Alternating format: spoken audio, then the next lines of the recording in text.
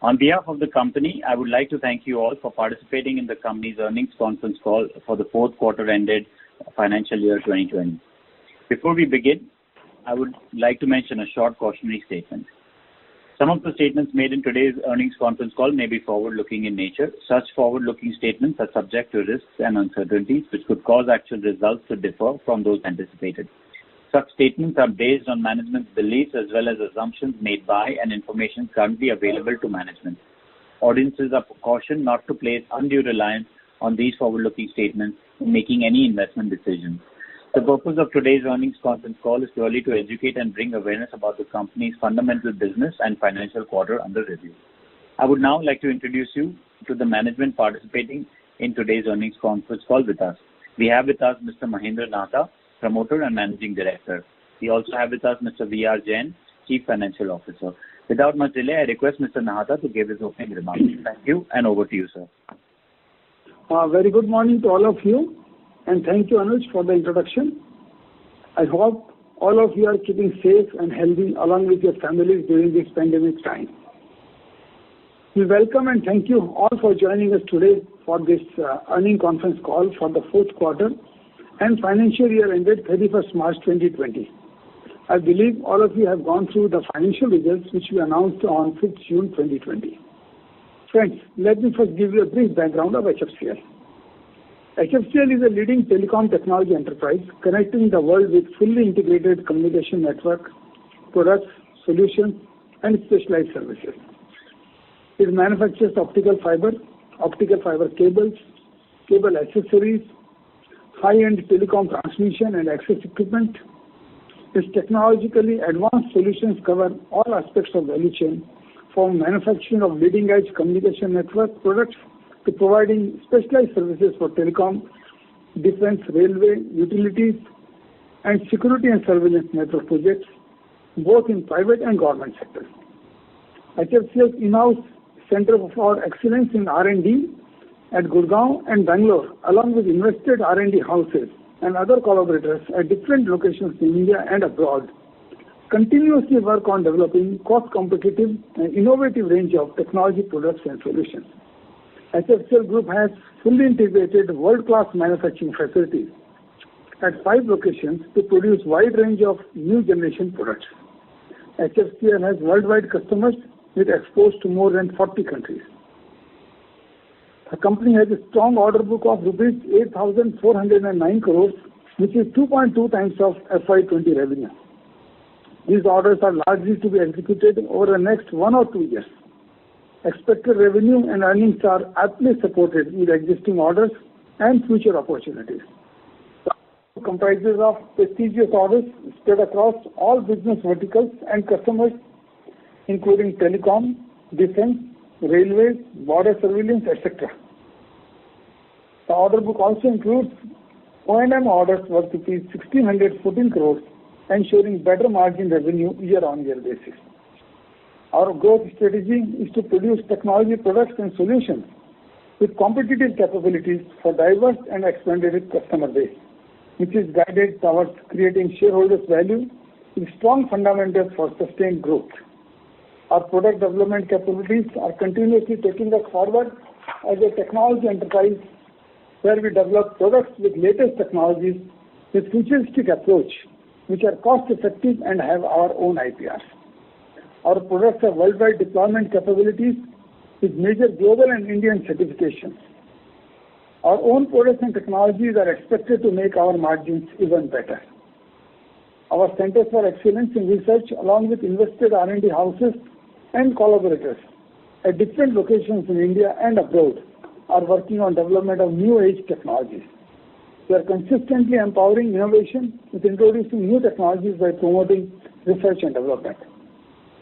Our vision is to develop cost-effective next-generation products with our own IPR, which can be sold globally and can be benchmarked with other leading global manufacturers.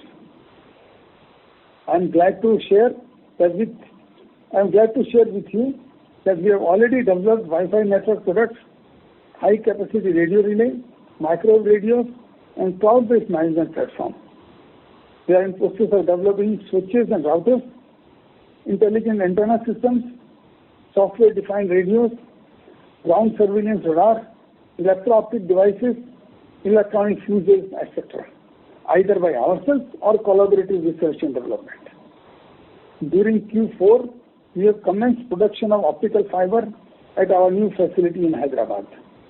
This will streamline our supply chain and also ensure better competitiveness. I would now like to explain the impact of corona pandemic on our business. The lockdown brought the operations at halt when group's manufacturing facilities at all locations remained shut from 25th March to end April. Project implementations at various locations for defense services and private telcos as well also came to halt. This has affected production at our manufacturing facilities and execution of projects at various locations. The company has, however, resumed its manufacturing operations at all its facilities in gradual manner after taking all the necessary precautions for ensuring safety of our staff as per the government directives from time to time. We are at present operating at lower utilization levels due to persisting disruptions in supply chain and also inability of customers to resume supply because of stoppage of their own operations in field. We hope to increase the utilization as more relaxations are allowed by the government and customers are able to start full-scale operations. The company has resumed work at its offices gradually as allowed by the state governments of the respective states where the company operates. We have also commenced our turnkey operations except at the project sites that falls in the containment zones or are still not permitted for work by outsiders such as some of the army cantonments. COVID-19 has impacted the business in Q4. It still continues to some extent, but at the same time, this has opened new gates for accelerated data consumption patterns due to the complete digital form of working everywhere. We expect that our factory operations and project execution to reach at a higher level with lockdown restrictions being further relaxed by government from today. I would like to mention that there has been no impact on the assets of the company. None of the assets have been impaired. Also, there has been no cancellation of any of our orders, and therefore, the impact can be construed just as deferment of supplies of goods and execution of projects, resulting into deferment of revenue and realization. This shall continue in Q1 of current fiscal year also to some extent, but we expect that there will be improved performance going forward as the deferred orders get into execution. In order to rationalize the operating costs, the company has taken several initiatives, including reduction in employee costs, restructuring of emoluments with increased performance component in employee compensation, reduction in administrative costs, and resource optimization. While we are reducing our cost of operation, we are putting equal emphasis on improving the efficiency. On liquidity front, I would say that disruption in supply chain and delayed execution of field projects have created impact on working capital cycle on short-term basis. However, we are making all efforts to maintain sufficient working capital for the business. Company has always been servicing its debt on time without any default and has met its obligations as per schedule. We have a very comfortable debt equity ratio of 0.43. We are continuously monitoring the situation and any further material impact on the operations of the company due to COVID-19 pandemic, if any, will be communicated as and when circumstances so warrant. Overall, I would say that yes, business has been impacted during Q4 of FY20, which still continues to some extent, but we would see improved performance going forward as more relaxations are given by government in the current lockdown situation, which is being severely relaxed from today. Let me assure you, all my fellow shareholders, that the company has enough resilience to withstand this worldwide crisis situation effectively.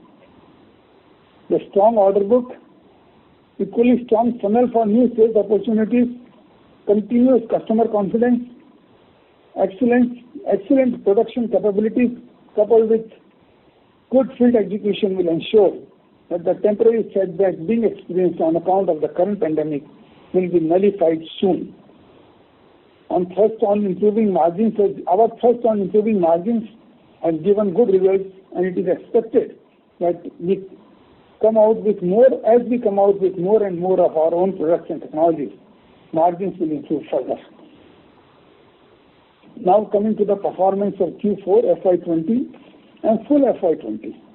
I would say that amongst the challenges faced during Q4 of FY20, company has been able to significantly improve the profitability and margins coupled with effective capital management and accelerated thrust on R&D initiatives for the development of new generation cost competitive products.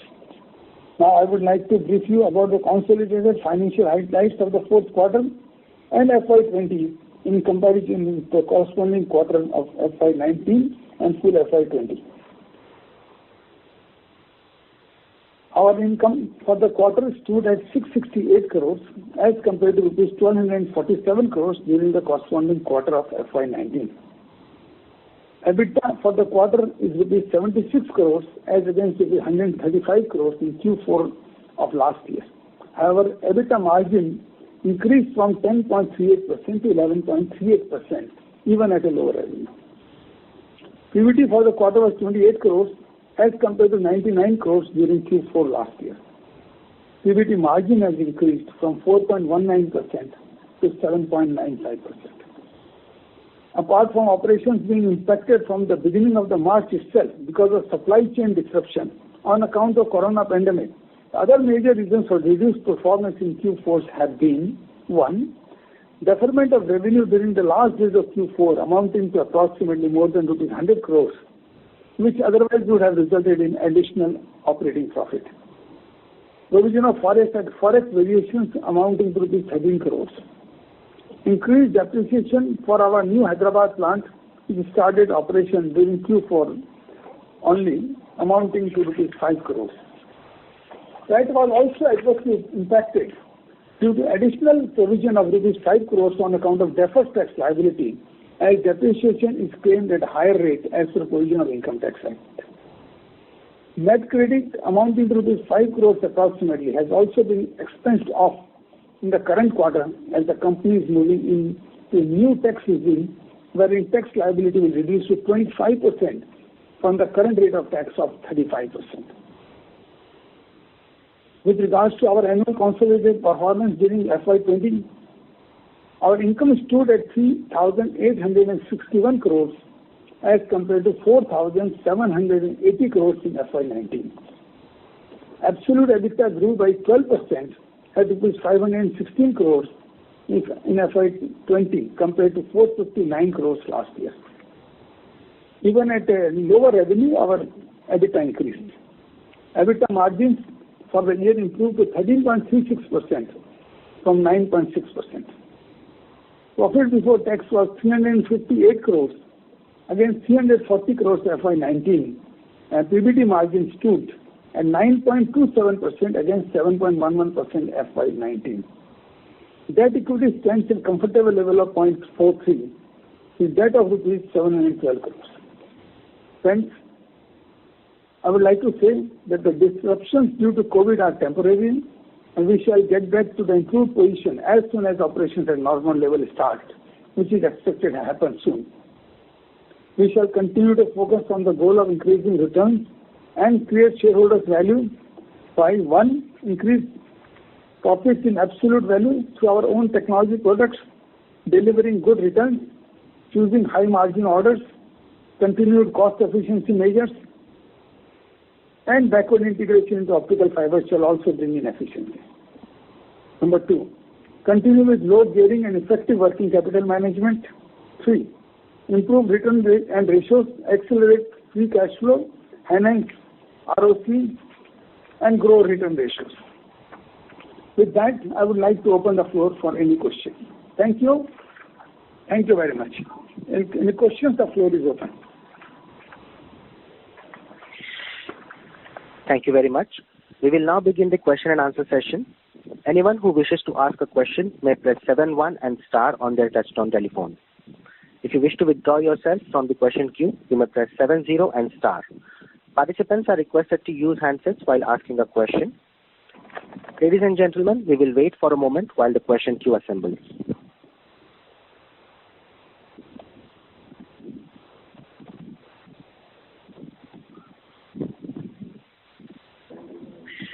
first question comes from the line of Paras Bothra from Anshika Broking. Line is unmuted. Hi. Good morning, all of you. Good morning to Menderji. Sir, the thing is, thank you so much for the opportunity. First question is with regard to your telecom. When you say that 5G is going to come up with bigger opportunity, what is the kind of opportunity one can see in it? And the second thing is, when do you see that 5G rolls out here in India? And second question is with regard to your presentation where you have highlighted telecom, railways, defense, and security and surveillance. If you can throw some light on your revenue profile, maybe 2 year or 3 year down the line, how do you see the composition of revenues in each of these verticals which you have highlighted? Thank you, Mr. Paras. First of all, coming to 5G. I expect that 5G auction should be held sometime 6 months to 9 months from now. And rollout of 5G should start 1 year or so, 15 months from now. So worldwide 5G rollout has started in number of countries, and our country cannot lag behind.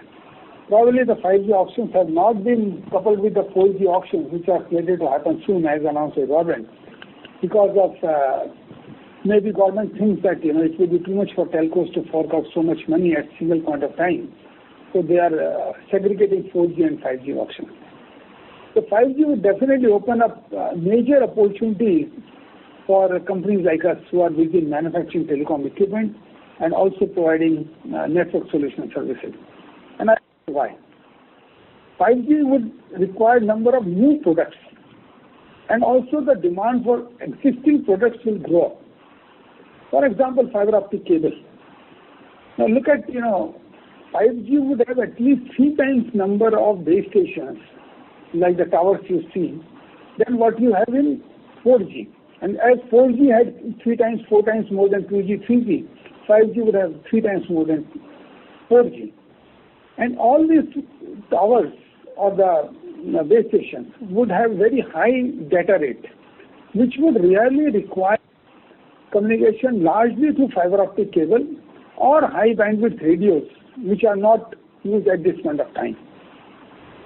And I'm happy to say that your company is, of course, a major manufacturer of fiber optic cable and fiber in India, as also we have now got technologies for high bandwidth radio also to be used in 5G application. Both coupled together, there will be increased demand of these two products which company already has with it. Number two, there will be increased demand of new generation products. For example, routers, which are required in every such base station. And your company is also at this moment designing and getting a design through collaborative R&D, a cell site router for 5G application. So would be the switches. Switches for 5G application are also being designed by the company. And in fact, they will be required for 4G networks also, and these switches will be available in a couple of months' time from now. So switches, routers, then increased demand of fiber optic cables, radios, which all would see the demand of companies' products increase quite effectively, and therefore company will also expect to get a reasonable market share out of it. Simultaneously, we are now going to design next generation Wi-Fi 6, what we call it, and Wave 6, because with the 5G coming up, a requirement for downstream equipment to have a better capability of data transmission will be required, and Wi-Fi 6 would be 4 to 5 times more effective than the current generation Wi-Fi 5. That is also under design, and that would also be available in October-November time frame. So we are proceeding quite effectively simultaneous to the 5G deployment in India. Some of the products will be ready sooner, some would be by the time the 5G arrives in India. Some of the products are ready. So we will be getting good traction in our sales funnel whenever the 5G is implemented in India. That is number one. Number two, other major opportunities which I would like to mention is FTTH, fiber to home. That is also being rolled out in a very, very major way by telcos, led particularly by Jio. As I had said earlier, HFCL is rolling out FTTH for Jio entire North India. Now we have taken up with Jio and they are happily allowed us to implement their FTTH network in a number of other states, which include Madhya Pradesh, Jharkhand, Tamil Nadu. So and some more states are going to be added, where we will be implementing part of their FTTH network as well as part of their wireless network. So that will also lead to increased revenue to the company. But this FTTH deployment has seen increased demand of fiber optic cable requirement of certain types which are required in FTTH implementation. And that has resulted in increased demand of that kind of cable, has resulted in increased order book, and possibly there would be sales level also increase for this kind of cables in future. So FTTH is also an important area where company expect to see larger orders for the product, which is cable. Number 2, the accessories. Number 3, the implementation in a more number of states. So that is the answer to your first question. Number 2, the verticals, as you mentioned, telecom, defense, railways, surveillance. If you look, in terms of percentages of revenue 3 years down the line, if I say 3 years down the line, and fifth one I would say is the turnkey, the EPC kind of a revenue. Telecom should comprise, in my opinion, something like 30 to 40% of revenue. Defense should comprise around 20% of the revenue. Railway, I would say 10 to 15%. Security surveillance, another 5 to 10%. And EPC would be around 15 to 20%. That would be the rough breakup of the revenues as I see 3 years down the line. Telecom revenues, you would see, would have increased significantly because we have put a lot of emphasis in development of new telecom products in-house. And that would result, the in-house development of products would result much better competitiveness, ability to sell those products at a better margin with increased revenue and increased profitability. Good example of that is Wi-Fi, for example, which we have started deploying into telco networks. We got orders. Now we will be going in export market for that, enterprise market for that. Those are in planning. So those equipment which are designed by us have a better profitability than, you do implementation and those kind of businesses. So we are designing new products, as I said. Wi-Fi is complete, switches, routers, new generation of Wi-Fi, Wi-Fi 6, new generation of cell site routers, high capacity radio relay for army application, military application, already ready. We have already participated in tender for that. We are, in terms of defense products, we are designing electro-optics. The product will be out in, my opinion, July-August timeframe. July-August timeframe, the product will be out in the market. And major tenders have already come out from army. We will be participating in those tenders. So those are there. Electronic fuses, which are again designed by us, first company to design in India. First company to design in India. And very few in the world, amongst very few in the world. So we would not only be selling it in India, we will be working for export of these products also, subject to export permission being available from Government of India, which it should be. The permission is required because it's a defense-related equipment. So would be the issue for electro-optic devices. Because our own product and technologies, not only will be able to sell in India, but we will be able to sell it worldwide. And these products have a huge market opportunity in India and abroad. Similarly, railway communication, when I say 10 to 15%, we have got a very good name in implementation, railway communication network. Your company is implementing railway communication network in various parts of India as subcontracted to major turnkey contractors of railways like Larsen & Toubro, China Rail, Alstom. We are also implementing telecom network of Mauritius Metro, Dhaka Metro, couple of other places we will be bidding soon. So this we believe that telecom network of railways, which is little different than the civil communication network, where it is coupled with a signaling network, we will be having a prime spot in that area also.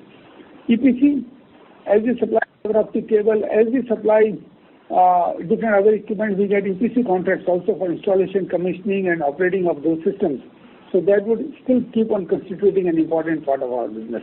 So that's, I would see the revenue in the different sectors and why it would be so. I have tried to explain you. Thank you, Paras. Thank you so much. Thank you, Mr. Bothra. Next question comes from the line of Vikas Mukherjee from India ABC Capital. The line is unmuted. You may ask your question. Good morning, Mr. Nahata. Thank you for the opportunity. And my question was regarding the investor presentations that your company rolls out. Please speak loudly, Vikas. Hello, sir. Can you hear me now? Yeah, now it's okay. Yeah, sir. My question was regarding the investor presentations that your company rolls out. And in one of the presentations a few months back, I read that you're going to reduce your promoter pledge by March by about 20% or something that you had committed, but there is no news regarding that front. And my question as a shareholder also is, there are a couple of concerns going on, is that your pledge is not coming down, but you're still going on for new acquisitions. You're not paying back your debt to take out your pledge, and because your earnings are not supporting now, and you've been giving interviews on TV shows and you sound very bullish on your company, but the performance is this time was very poor, and there is also a need to correct some rumor that's going on with Reliance Jio, that your company is going to merge with Reliance Jio and it's going to take place at a very low rate, and there are absurd rumors going on in the market, and your stock price is down from 36 to 8 and whatever, 80% or whatever. Can you clarify if there's any pledge that's being sold in open market or any such activity? Thank you. Because I think some of the questions you have answered yourself and some of the questions are out of your ignorance. Let me be frank enough. First of all, Jio rumors have no basis. There is no discussion, no question, ever had any discussion of any buyout or merger or anything. So these are baseless rumors, and I've said it again and again, and I am saying it again. These are baseless rumors. Number two, pledge, it is out of your ignorance that you are talking of selling. I think you have not heard my presentation and my talk on different earnings calls. These pledges are not for any loan taken. These were given on a collateral basis to the banks against a loan taken by company. And there has been no default in any loan, number one. Number two, about 11% of the pledge which was given to Yes Bank for an urgent bank guarantee was required by the company would be released probably within this week itself. It got delayed because of various issues involving with Yes Bank, as you all know. But this week itself, we have given alternate guarantee to the customer.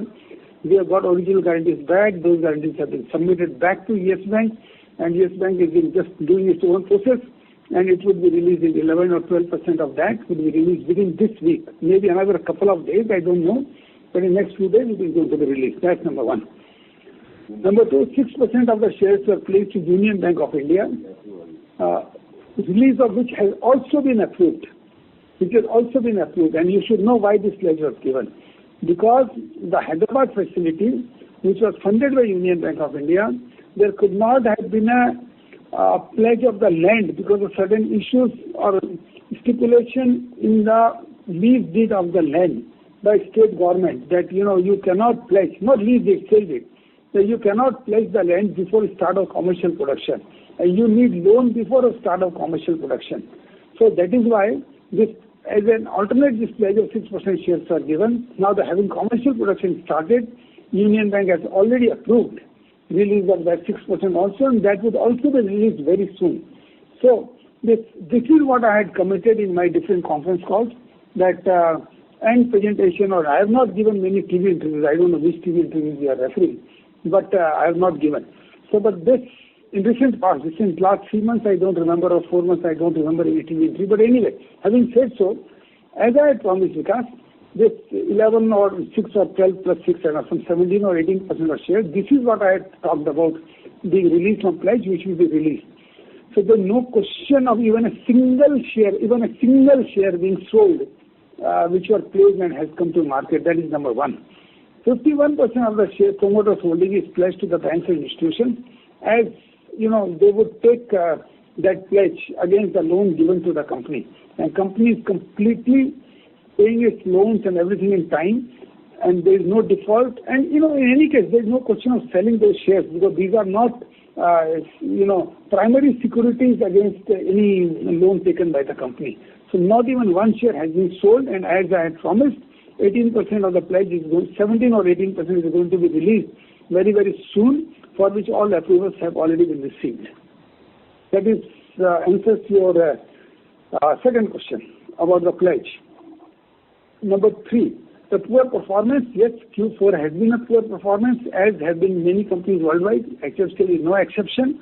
And as I said in my presentation a little while ago, the reasons I also have explained, not only pandemic and the resultant supply chain issues from the beginning of March itself, because a lot of components and material come from China, which got disrupted, and it was not allowed to be imported because of fear of spreading of virus in the material which comes. And then, of course, deferment of revenue in the last few days, about 100 crores plus, which I have also mentioned, which would have resulted in additional operating profit, which is about 20% of the 20%, which would have resulted in 25 crores or 20 crores maybe additional operating profit. That could not happen. 13 crores of foreign exchange provisioning, which was not incurred but has to be provided for because of Indian rupee fell down in the current situation, and about 5 crores of additional depreciation because of Q4 we started fiber optic plant, and additional depreciation had to be provided, and deferred tax because we claimed 35% of depreciation against as per the income tax rule, for which deferred tax liability had to be provided for 5 crores. An additional 5 crores for net expense write-off, because next year onwards we are moving to lower tax regime of 25% instead of 35%. If you all add up all that, you would find about 50 crores or so, which has been one-time kind of a situation which has happened. That reduced the margins, profitability, and also the lower turnover because of the current situation which had happened. But as I said, things have started picking up again, and as we move on now, things will become better and better, which have already started becoming better, in fact. So this is the reason why the revenue has fallen down in the current quarter, and also the profitability has fallen down. Thank you, sir. My last thought is that there is past 3 quarters, sometimes the weather, sometimes Kashmir, and now this pandemic. We all hope for the bright performance in HFCL in the future. Thank you so much, sir. Thank you. Thank you, Mr. Mukherjee. Participants, if you wish to ask a question, please press 7-1 and then star on your telephone keypad. Just one more second. I would like to answer one more of Vikas's question. One more of his observation, rather. Can I go ahead? Yes, sir. Basically, Vikas, if you would like to see, revenue has fallen down because of many issues, many times, but profit has increased. Don't forget that. It's not the top line which always matters, it's the bottom line which matters. Profit has increased. Even the falling revenue, profit has gone high. That you should not forget, and you should have noticed that.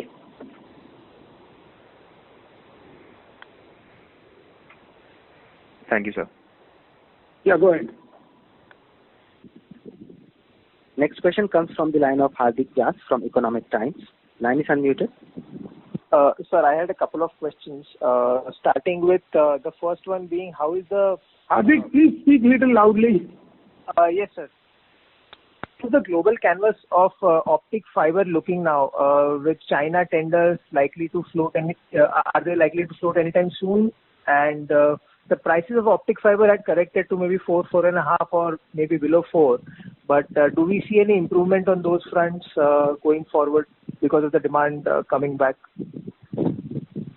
Hardik, China may have floated some tenders, but enough capacity exists, because world had gone up to 600 million of per year demand of fiber, and that capacity still exists. So even if China's tender has come up, I don't think there is any shortage of capacity. Okay. Capacity has only been added, not reduced. And the prices, so I don't foresee any reason for any major shift in the prices.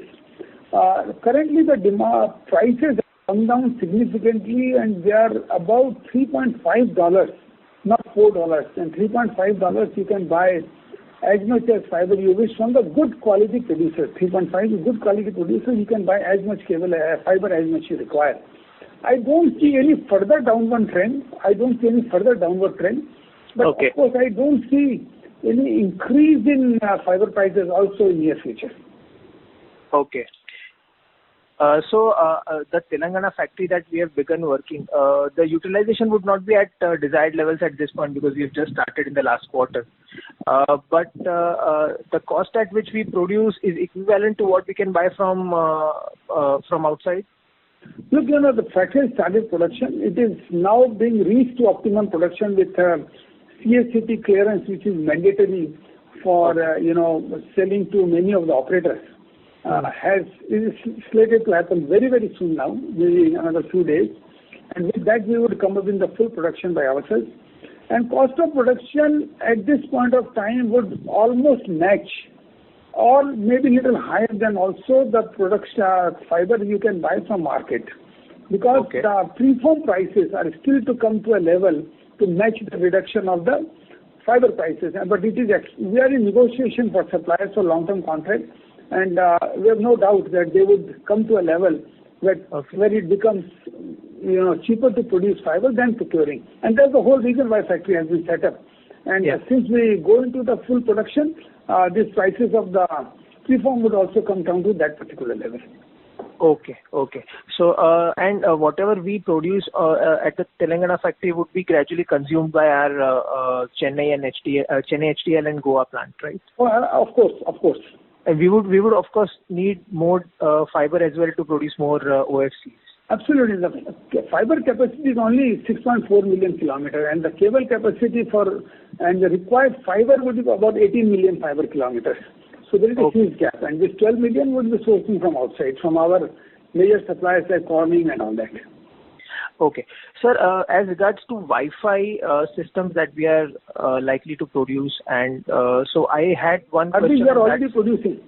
Yeah. So that we are producing. So contracts for them, have we received anything? Could you quantify that in terms of revenue? That how much can we look at it, or in terms of volume? And if there is any in terms of revenue, I can say volume. Different kind of products, and it's very difficult to say volume.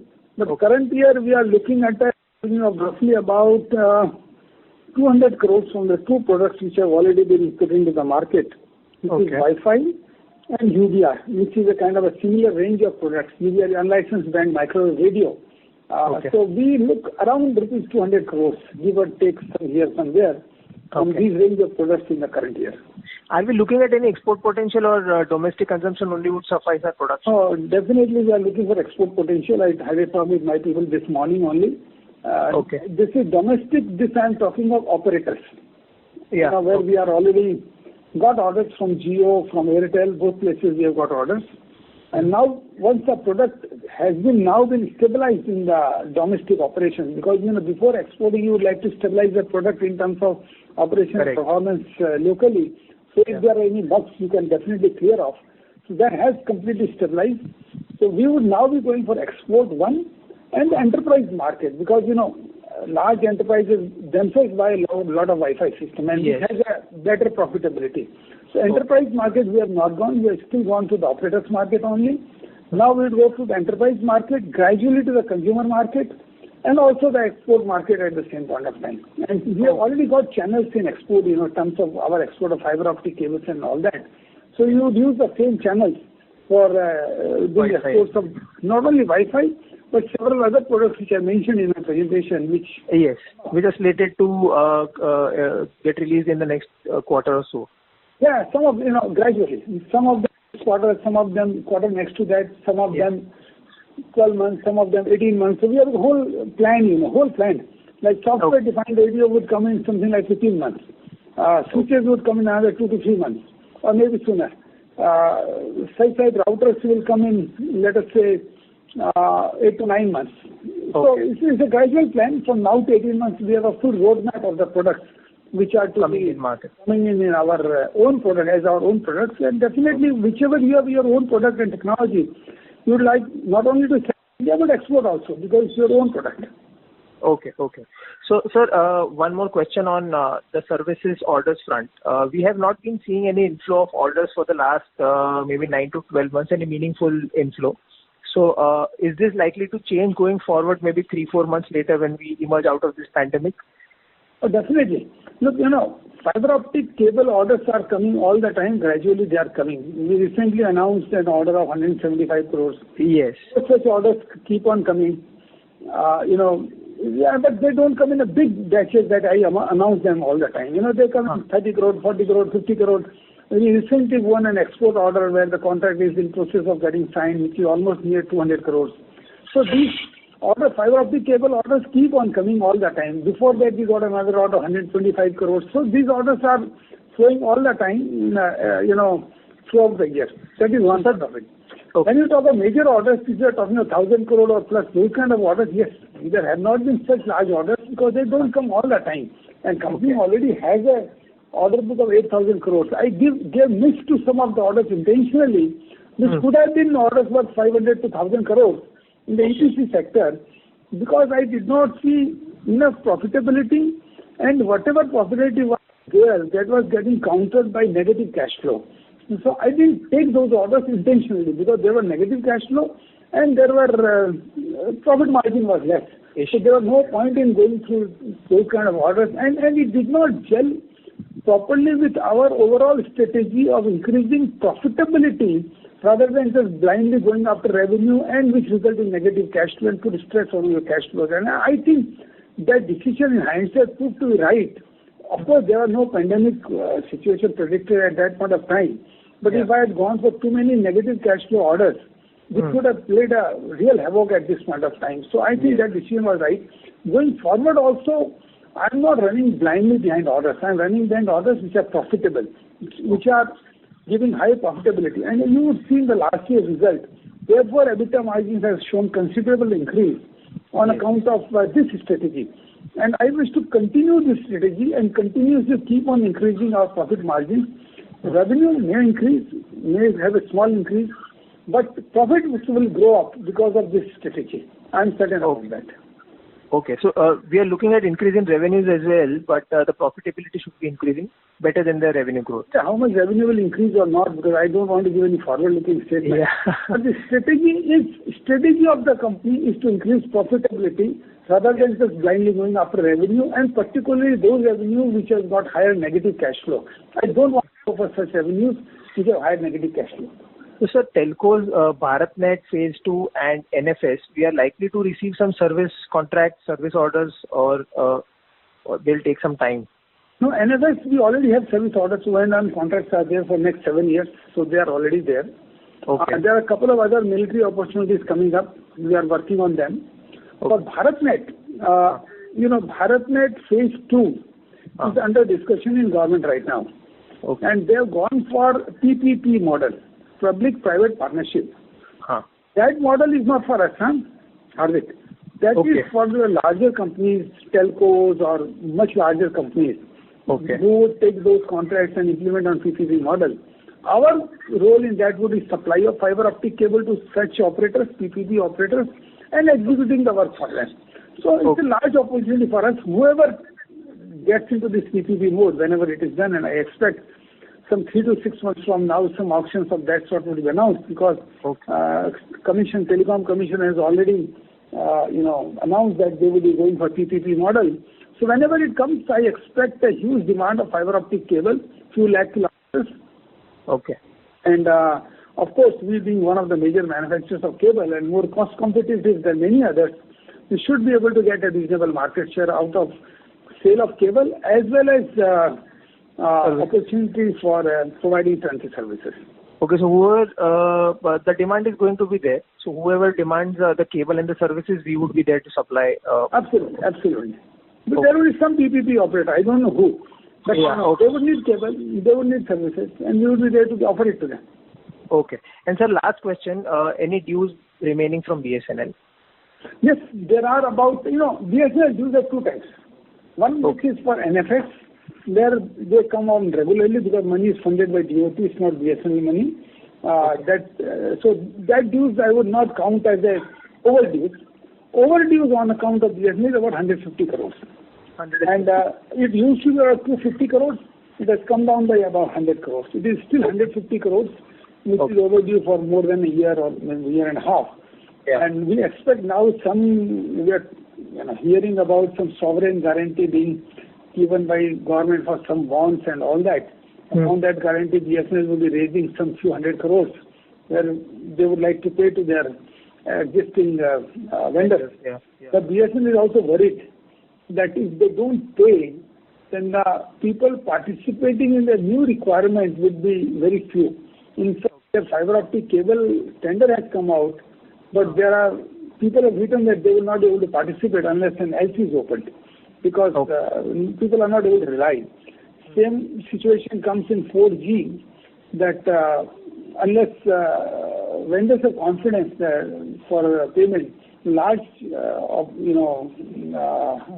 telecom companies like Nokia, Samsung and all that, Ericsson will not, I don't think they will be taking up this opportunity unless their previous dues are paid. So BSNL has to, correct this situation. Otherwise, how would they be able to survive? I'm not raising any aspiration on BSNL survival or non-survival. I pray that they become a healthy company. But they have to do something quickly to come out of this situation. Otherwise, if they don't move to 4G now, people would move to 5G by the time they move to 4G. They would again be step behind. So it's a time for them to really work and see that how the situation could be made better. And I know that their management is doing full efforts working with government to improve this situation. I am confident. I think next 3 months or so, BSNL situation will get corrected, and that would open up new demand for products and services for telecom equipment suppliers. Then another thing which has happened, government's push for local products, make in India products, as you would have seen in last few weeks, repeatedly, Prime Minister, Finance Minister, all have stressed new products telecom products to be brought locally, and also the defense products, which Madam Finance Minister said very eloquently in her speech when she released. Yes. There again you see companies like us have a good advantage because of our ability to create products locally. In defense particularly, you would note that what we have done, high capacity radio relay, that's a local product. Okay. Electro-optics, for which there is a projected demand of some 40,000 crores in next 7 years. That is designed locally by us. Locally means it's our own IPR, designed with a foreign partner, but with our own IPR. Is there any competition with that? Again, huge demand. Again, designed by for us by a foreign R&D partner, but our own IPR. So all would be, this is a major advantage that it's a local, demand, local procurement is going to be enhanced, which will support local R&D oriented companies like us. So that's another new thing which is happening. And I read in the newspaper today, I don't know the exact notification, but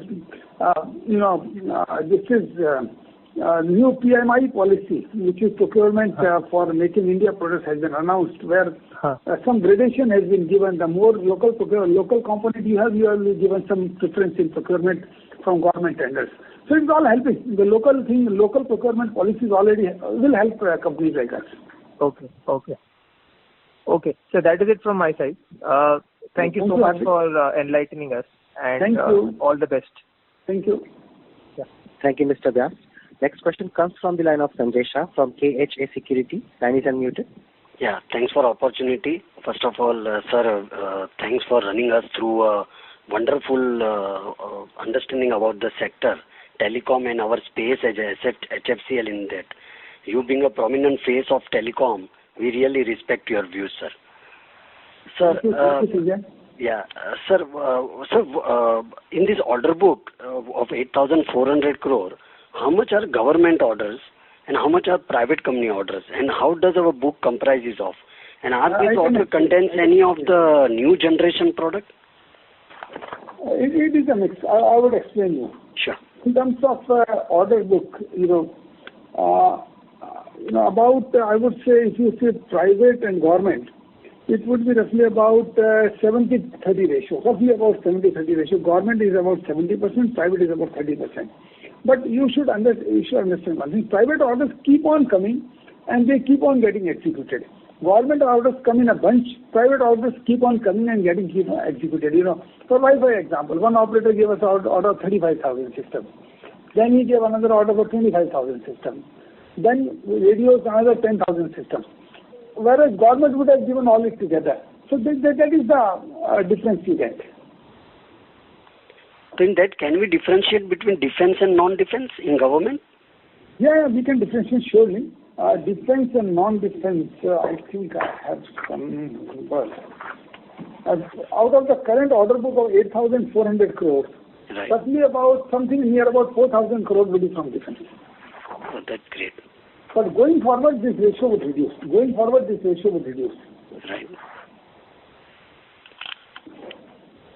So where we see the space coming from? If these reduce, do we see potential from private or even Well, government? would come up from fiber optic cable, increased demand. What we project this year, the fiber optic cable, current year will be 50% higher than the last year. Telecom equipment will be considerably higher, much higher than the last year. So telecom, fiber optic cable, defense equipment, that would also start increasing not from the project but equipment. So each of these sectors would contribute towards reducing, this order book from defense, but increasing order book telecom, fiber optic cable, EPC, those kind of things will increase. So, sir, these 8,400 crore, does that contain any new generation products which you named like Wi-Fi and radio, high frequency radio and all?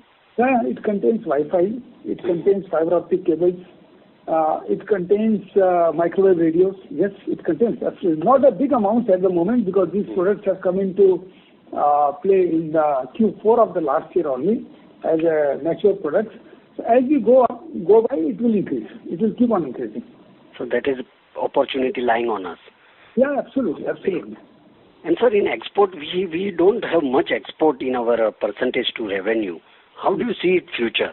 What should be the percentage? So, the reason it is not there, first of all, we have been exporting fiber optic cable only. We had a slight increase between FY 19 and 20, 105 crores to 123 crores. This year we expect to take it to at least 100% higher than what it has been in the last year. It should be going north of about 200 crores, I would say, in the current year for the fiber optic cable. But at the same point of time, as I said, this year we would also start exporting this Wi-Fi and other products which we start manufacturing. Our own products which we start manufacturing, we will start exporting. I can't put a number on them right now, but some number would be there. So there will definitely be increase in exports. So this 123 crores of cable should increase to 200 crores with some more exports coming from telecom products. But a year from now, there would be a significant increase because by that time we would have penetrated export market with number of more products, and these products would have stabilized by that time. That's great, sir. Thank you. It's from my side, and I really appreciate your view. It will really help us a lot. Thank you, Mr. Jain. Thank you very much. Thank you, Mr. Shah. Next question comes from the line of Jagannath Sahu from IDBI. The line is unmuted. Yeah. Good morning, sir. I have just questions regarding that order book question that you said 8,400 crore. How much is going to be executed in a year's time, if you can give something of that? Then, I think out of 8,400 crores, something like 50% should get executed in the current year. Now, of course, this is all related, kind of a situation. If this pandemic situation worsens, things might change, I hope it does not worsen. Good for everybody, should not. But generally speaking, as per the order and all that, 50% of this should get executed in the current year. Okay. And out of this, how much is from Jio, Reliance Jio order is there? Jio order from 8,400 crores should be roughly about 1,600, 15 or 1,600 crores. Okay. And presently turnover breakup, if I'll see, how much is Jio is contributing, sir? Jio would contribute, just give me a second, about 30%. About 30%. Okay. Then second question is regarding the margin, what you said that, in a year-on-year comparison, definitely your margins are improving. But you will see the last 2 quarters, of course, this quarter is an exception, but in the last 2 quarters are on the downside in the margin space also. Q3 was not the downside. I think if you look at the data of Q3, I can look back. Q3 was not downside. Q4, yes. Not Q3. Q3 versus Q2, if you say there may be some downside, I believe. Then let me check. Q3. We had a margin of 12.06% EBITDA margin, and PBT margin was 8.12%, as against Q3 of the. No, I don't have those numbers with me. Okay. My question is, where we see it gets stabilized? Is it the full year's profitability is broadly, that is what we can look at going forward? There are a lot of noise. I could not understand. Can you please repeat what you said? No, my question is, where we see it gets stabilized? It means, if you see the current year's full year profitability, whether that is the level we are expecting to continue or we are expecting to improve further? Well, not making any forward statement, but I think it would improve. Because, as I said, one, this Q4 kind of a situation I don't expect to reoccur. Right. Two, again, as I said, our reliance more on own products and technologies, that should also add into your profit margins. So I think percentage of margin should improve. Okay. And what is the present capacity utilization you are running, sir, for a full year, if we'll look at? So capacity utilization of fiber optic cable factories, right now it would be about, I would say 50-60%. But right now it is a different situation, as the customers are also not able to lift the products because they have not been executed their projects in field. So unless they can execute, they will not take the delivery. Orders are not cancelled, but they are delaying delivery. That's why capacity utilization low. But I think from July onwards, it will start getting normal to 90% plus. Okay, sir. Thank you very much, sir, from my side. Thank you. Thank you. Next question comes from the line of Saket Kapoor from Kapoor Company. Line is unmuted. Yeah, good noon, sir. Hare Krishna. Yeah, good Hello. afternoon. Yes, sir. Sir, firstly, sir, words of praise, sir, you have been very sharp in all the in answering all the questions and very candid also. Thank you for the same, sir. The investor gets a sense of confidence when the promoter speaks in this tone. So this was my observation. So I thought it's sharing with you, sir. Sir, firstly, sir, if you could give us what has been the price trend for the year basis and also for the quarter in the preform fiber and fiber cable, the entire value chain, sir. Look, these moves concurrently. If the cable prices come down, everything else comes down. If the fiber prices come down, everything else comes down. Fiber prices is the main determining factor. So fiber price has gone down almost to half. Similarly, preform prices have gone down almost to half. Fiber price, for example, what used to be $7, $8 have come down to $3.5 to $4, depending upon who buys and who sells. And preform have gone down 140 to 70 or even less. So they have moved in parity.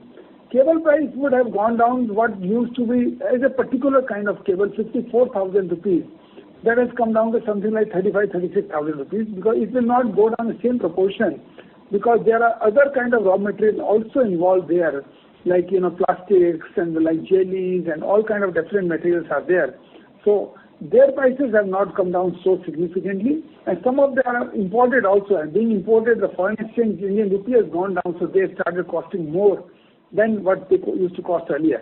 So what was something like 54,000, that has come down to 36,000. There has been a one-third reduction in that. And how are we insulated or hedged against these fluctuations, sir?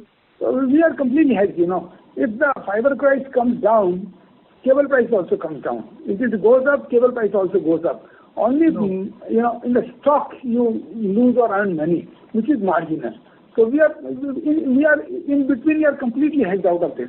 No, it's not that the fiber price goes down and we start making more money. So the cable price will also come down. The customers are all educated customers. They know more than us. So they would reduce the cable prices for the contracts to be done in future. Existing contracts, nobody would reduce. Similarly, if the fiber price increases, we go back to them and increase our prices for the orders to be taken in future. And as I said, these orders are not yearly orders and all that. maybe quantity binding it for a year, but the prices get keep on fixed up on every 2 to 3 months basis. So there is no unnatural income or unnatural loss. You operate on normal level of 8 to 10% of a profit margin. Sir, that means there are no fixed price contracts. That is what my... Pardon me? There are no fixed price contracts then. They are all variable. No. The fixed price contracts are not there. There are not all there. Contracts where people would promise to you that you buy on a long-term basis, but price... There is a promise for offtake. There is a promise for offtake, but there is no... I just keep on getting fixed every 2 to 3 weeks. Yeah. Okay.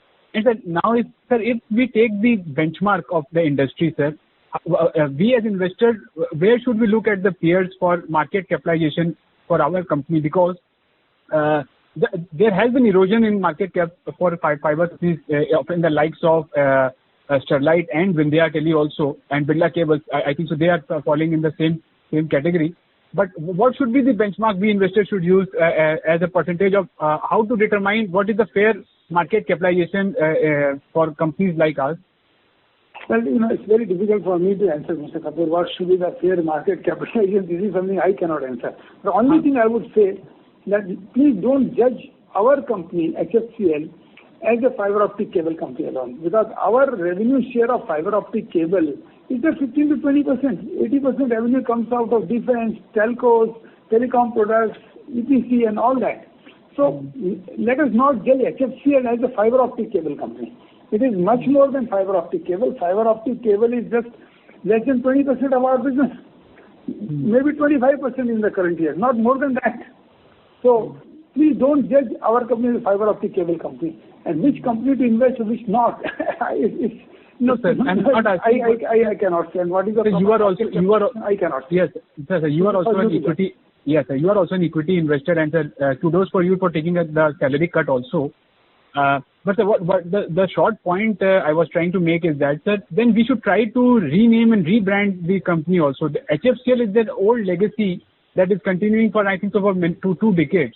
So if we could try to just rebrand the same, and if a thought process can be factoring into working on that, Mr. Kapoor. If you look at we are working on increasing our profitability. We are increasing our efficiency levels, professionalism in the company.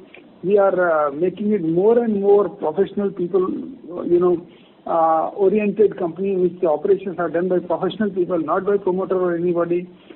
We are making it a technology company, not a simple product company, but a technology company. We're trying to slowly rebrand, and I think this things all take time, but you would see a lot of things have changed in the last year, and a lot of things are going to change in the coming year, this year also. Yeah, even name change should happen. So for the dividend part, sir, what was the call by the board for this time? For dividend, we have not taken any call. We have not recommended any dividend because, this is the time to conserve the cash flows. Because the current pandemic situation, you don't know how it would become and what kind of things will happen in future. So it's the time to conserve cash flows. However, if the situation improves next half year or so, we would have to relook at it.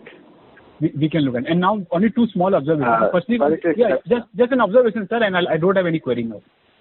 So firstly, on the presentation part, sir, we as an investor and analyst request for the presentation to be uploaded at the earliest and not with a lag of a day or 2. That makes our job a bit different. And there should be videos of we should look for putting up the videos of the new facility. Now due to the pandemic, we won't be able to now visit. Put up videos. Soon I will take videos and maybe another month or so we'll load that. For each and every facility with the description कि क्या अपने पास है PPT presentation के संग में, जिससे investor को एक fair idea लग जाए कि exactly हम क्या कर रहे हैं. And most welcome. Any of you want to visit, please visit also. तो विजिट अभी 2-3 महीना और ये प्रॉब्लम थोड़ा ठीक कर जाए. हाँ जी sir. Thank you sir and all the best sir. Thank you, Mr. Kapoor. We will take the last question for the day, and the question comes from the line of Abhishek Shah. He's an individual investor. Line is unmuted. Hi, sir. Thank you for the opportunity. So first, can you hear me, sir? Yeah, very well, Abhishek. No issue. Yeah. So first, obviously, sir, it's really impressive to see our focus on constant innovation, and the promoters buying from the open market also adds a lot of confidence to us as investors. So my first question is, I'm just trying to dissect between, say, the global demand and domestic demand. You mentioned from China being well fiberized. You don't expect significant demand coming from there. So on the export front, sir, which geography are you seeing demand coming from?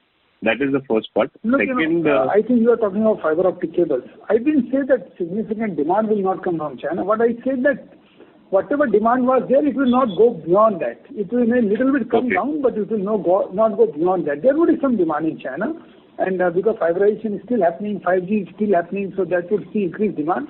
It's not that it will be increased. Earlier people were projecting that it will increase further, which is not going to happen. It will increase. It will not increase, but it may go down a bit, but demand is going to be there, number one. Number two, the countries where the demand is going to increase, you would be surprised, even Europe. Europe is going large scale into fiber to home.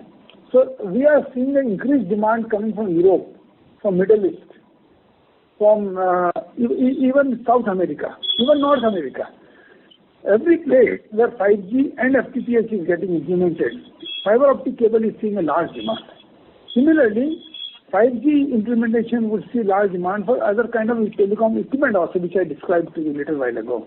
So, fiber cable demand is coming all around the world, India, Middle East, Europe, Americas, everywhere the increased demand is there, no doubt about that. Right. So with the excess capacity that, across the globe companies have built, do you expect these optical fiber prices to come back to, normalcy levels where I understand it doesn't affect us, but just to understand this, do you expect it to come back to normalcy levels which have been prevailing at around $6.5 to $7 anytime soon? Oh, I think it will revolve around $3.5 to $4. Okay. Fair enough. Sir, second on the domestic demand, I understand you've been very bullish about this coming year, and I think I heard the demand could go up by as high as 50%. Just correct me on that. I wanted to check. Demand to go up. Our revenue from fiber would go up by around 50%. That's what we expect. I said that. Okay. Sorry.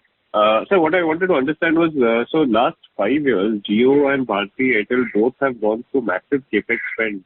And both of them have actually said that their spends will sort of normalize and rationalize in the coming years. Do you expect? How do you see that affecting us, or do you not see it as a big issue coming ahead? Look, as for example, Jio, 4G expansion have stabilized. There would be only expansion in certain areas, but FTTH has started. While FTTH is stabilizing or increasing rather going forward, 5G would start. So, capex from one type of a technology may go down, but another kind of a technology will go up. Say 4G has gone down, FTTH has gone up. FTTH would be at some level, 5G would start. So capex in the telcos would never stop, I can tell you. You see Bharti's balance sheet for 20 years, every year there has been some capex, and there will continue to be there. Okay. So you don't see a major rationalization in their capex, in the coming years also. And for us, it shouldn't be a big issue in terms of getting that. It's not a big issue because one technology demand will go down and other will go up. Okay. Fair enough. Sir, again, one last thing on the domestic front. Again, is there any anti-dumping duty maybe to protect domestic players like us? We are hearing they are talking on the fiber. We are hearing that particular kind of fiber they are talking about. And there have been some public hearings also. But nothing final has come out till now. Got it. That's all from my side, sir. Thank you so much. Thank you. Thank you, Mr. Shah. That was the last question for the day. I now hand the conference over to Mr. Mahendra Nahata of HFCL Limited for closing comments. Over to you, sir. Thank you, gentlemen, all of you, for paying attention and being a part of this earning call.